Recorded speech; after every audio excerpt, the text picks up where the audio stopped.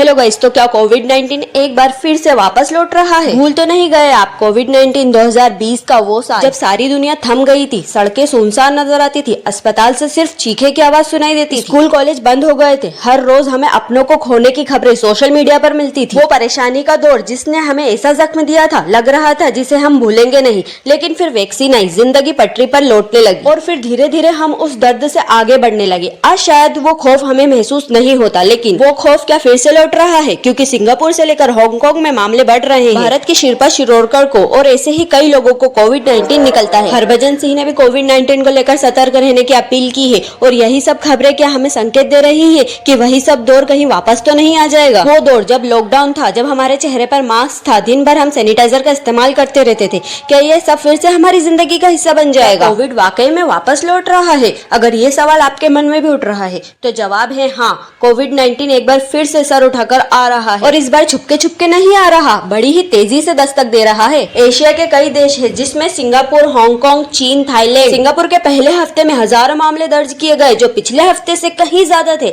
भारत में भी संख्या बढ़ती ही जा रही है। फिलहाल भारत में कोविड के 200 से ज्यादा एक्टिव केस सामने आए हैं। इस बार कोरोना के संक्रमण के लिए ओमिक्रॉन के नए वेरिएंट JN.1 और उसके सब वेरिएंट LF7 को वजह माना जा रहा है। हालांकि ये वेरिएंट कितने खतरनाक है ये अभी स्पष्ट नहीं पाया गया है। कई देश अलर्ट पर आ गए हैं और सभी मामलों पर नजर रखी जा रही है। दिल्ली समेत 11 राज्यों में कोरोना के नए केस सामने आए हैं। इनमें 257 सक्रिय मामले हैं, जिसमें 164 नए मामले बताए गए हैं। फिलहाल भारत में हुई मीटिंग के बाद भारत में तो स्थिति को कंट्रोल में बताया गया है, लेकिन सिंगापुर में 14,200 से नए मामले सामने आए हैं। अब कोरोना से बचाव के लिए सावधानी जरूरी है। भीड़ में मास्क पहनकर निकलना चाहिए और कोरोना से बचने के लिए कोरोना के सभी प्रोटोकॉल को फॉलो करना चाहिए। आपका इस पर क्या कहना है? अपने विचार कमेंट में जरूर बताइए और ऐसी ही वीडियो के लिए हमारे चैनल को सब्सक्राइब कर लीजिए।